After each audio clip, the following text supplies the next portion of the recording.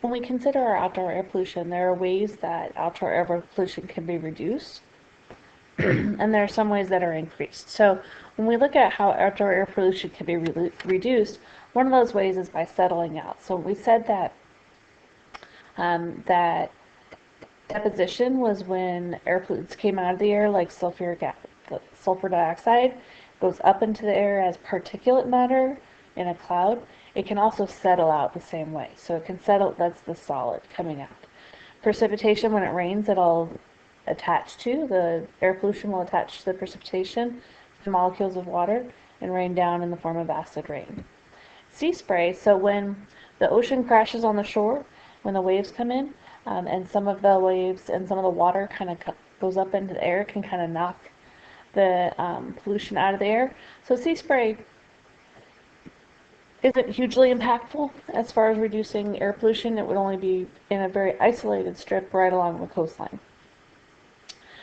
So wind, here's the thing about wind, is that it's not actually reducing air pollution, it's just moving it from one place to the other. So while it may reduce it in one area, it's actually going to increase air pollution in another area.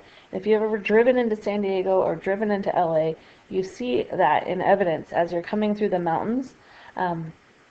Before you go down into either San Diego or into LA, you'll see that the pollution stretches way back up into the mountains, and that's because of wind. So the wind is pushing the pollution back off the coast and pushing it back towards the mountains, and it kind of gets trapped up there by the mountains. So wind is really just moving it around. It's not actually reducing it. Chemical reactions, in some cases, can reduce outdoor air pollution. In some cases, the chemical reactions can make the pollution turn into something that's not quite as harmful, but we've also seen that chemical reactions can cause secondary pollutants to form. So that's a sometimes kind of thing. Outdoor air pollution can be increased by some factors.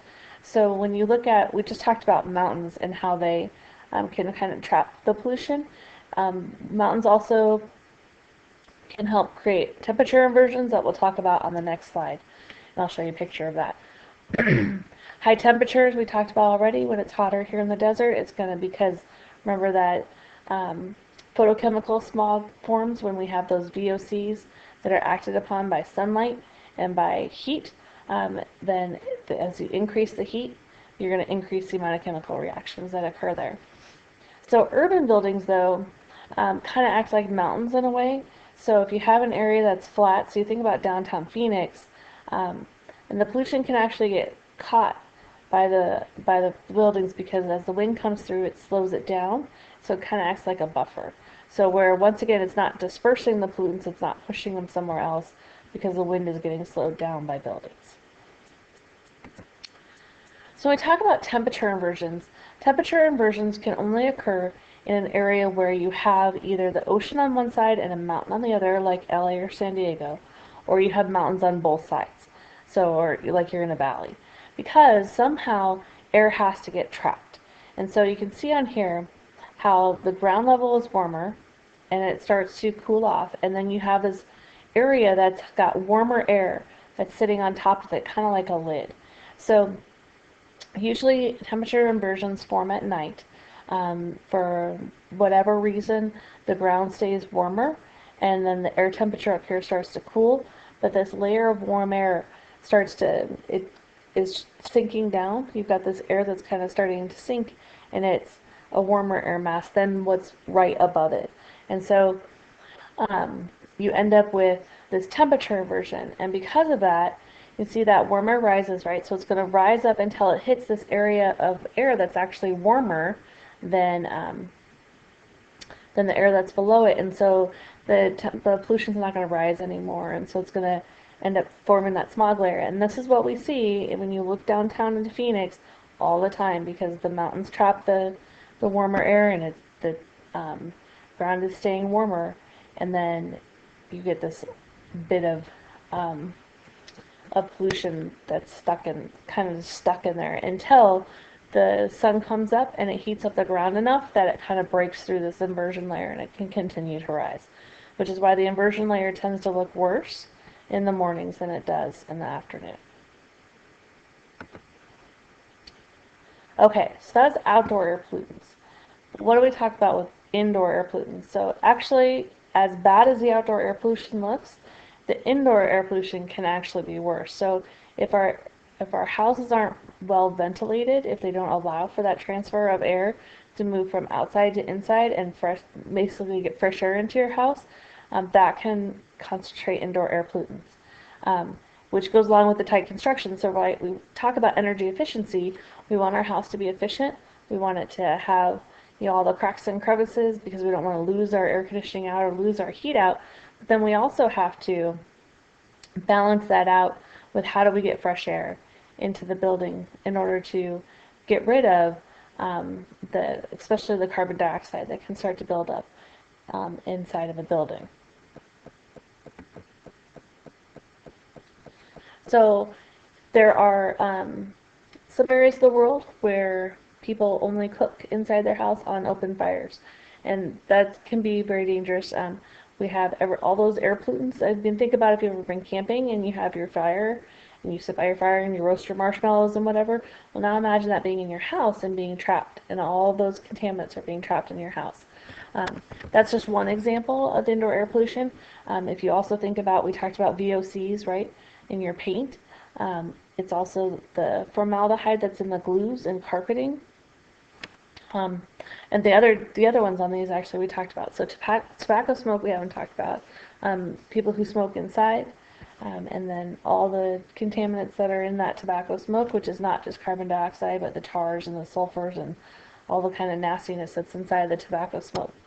We talked a little bit about radon already, and then our suspended particulate matter, those small particles that we can breathe in. Just a little bit about cigarette smoke and looking at what's in it. There are so many additives. It's not just the tobacco leaf. There's all sorts of other things that are in the tobacco smoke and in the tobacco that's harmful, with at least 43 known carcinogens or things that cause cancer, including carbon monoxide, ammonia, and hydrogen cyanide.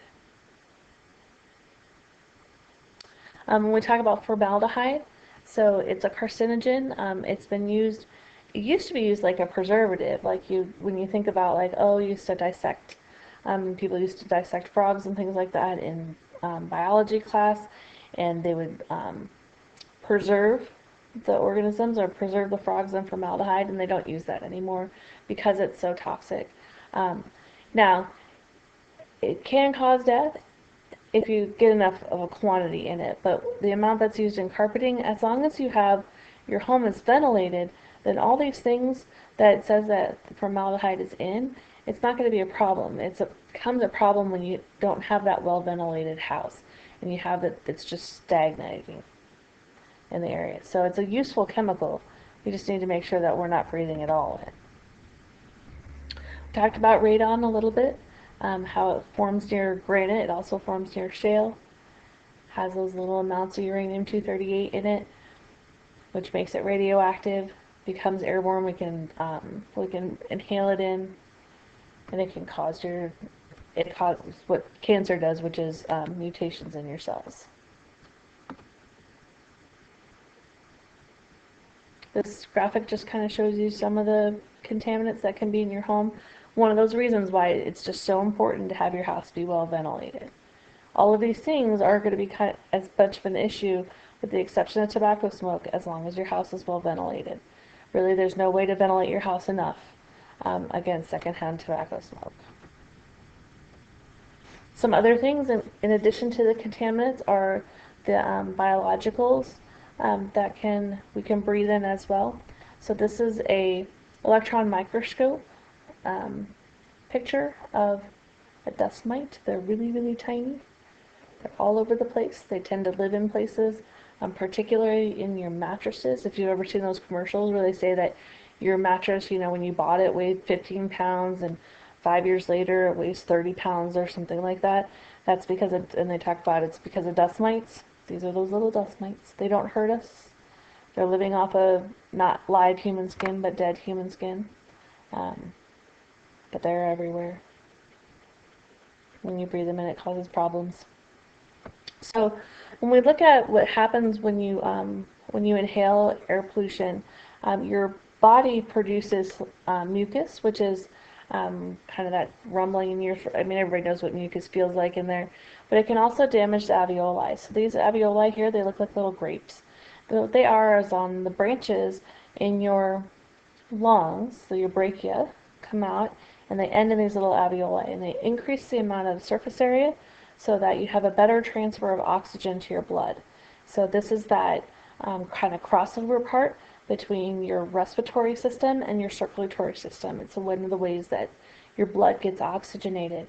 And air pollution can impact the ability of your alveoli to transfer that oxygen. And so it's really important that we protect our lungs for that reason, so we can still transfer oxygen. If we don't, just an example, so this is actually two lungs. Here's one right here, and here's one right here, and these are two other lungs. And this is somebody who died of emphysema, so they were breathing in the tar, and they were breathing in the contaminants from cigarette smoke. It's another thing that they would call black lung disease from the miners when they were mining in the coal mines. This does kill. Indoor air pollution is a big problem. Not having a well-ventilated home, a lot of these deaths occur in either poorer areas where people don't have enough money to make their house be well ventilated, or they're happening in other areas of the world too, where they cook inside and that kind of thing. But this also relates to people who have severe asthma attacks and things like that and pass away from that. So the Clean Air Act, we talked about a little bit. The purpose of the Clean Air Act was to reduce the amount of outdoor air pollution from some of our major air pollutants. This is a strictly United States act, and so it is not an international agreement or anything like that. As we know, the wind doesn't stop at the borders of the United States. So while we do what we can to decrease the amount of air pollution in our country, that does not stop pollution from other countries coming to our country, or our pollution going from our country to other people's countries.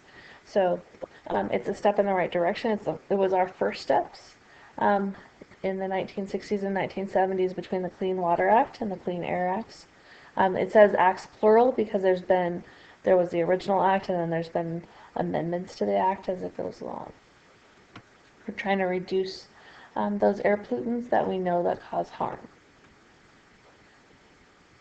So there are some downsides to the Clean Air Act.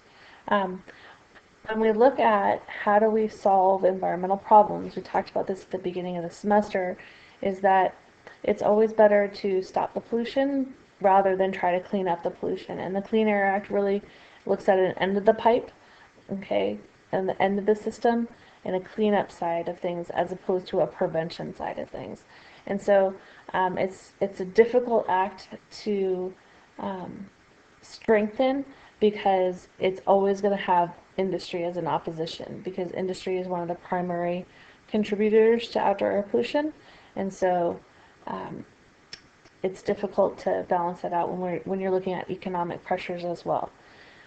We also don't regulate the people that come to our countries. So as looking at trade once again, when ships bring goods to the United States from other countries, they're not required to comply with our regulations.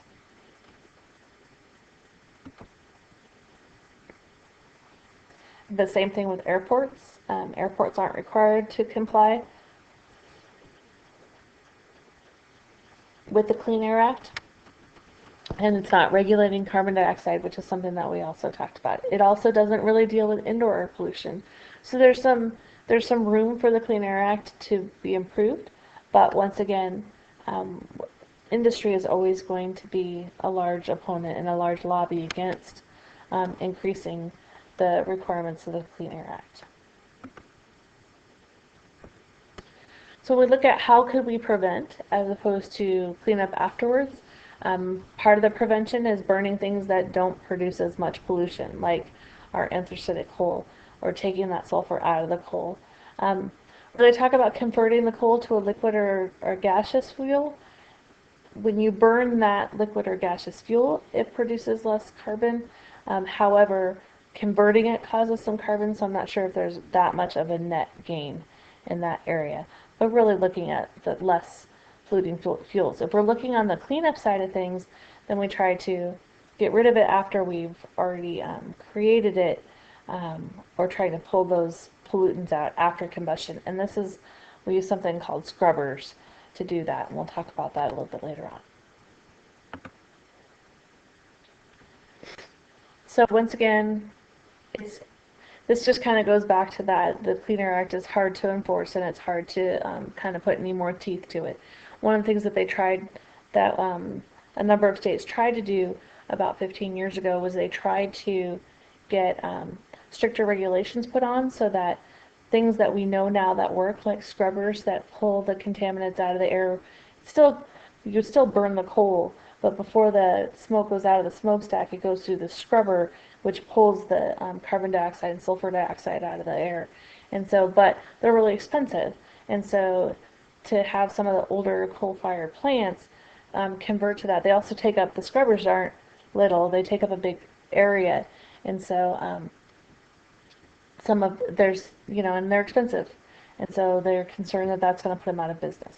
So we have those trade-offs once again.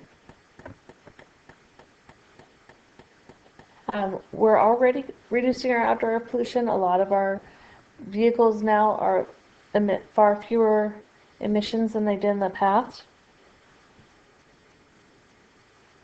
When I first started driving in the mid-1980s, you had the option of purchasing leaded fuel or unleaded fuel, depending on your vehicle. So you couldn't choose. Your car was one way or the other.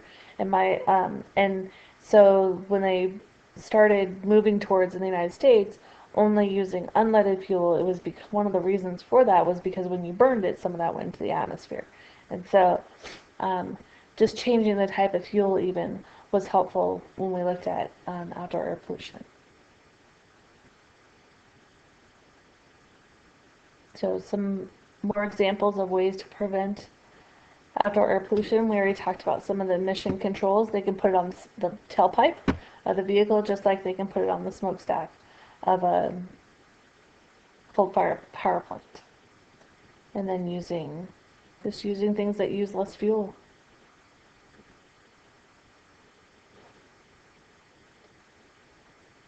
When we look at indoor air pollution, some of it is just education. Like just telling people that, hey, this is what's happening. And you need to ventilate your homes, or you need to not cook inside, or you need to, because sometimes people just don't know that what they're doing is causing them harm.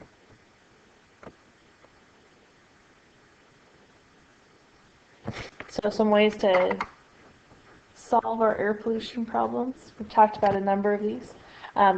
In the last chapter, we looked at renewable and non-renewable resources, or energy sources. So looking at more of those renewables, we talked about those, that they were less polluting than our coal, oil, and natural gas were.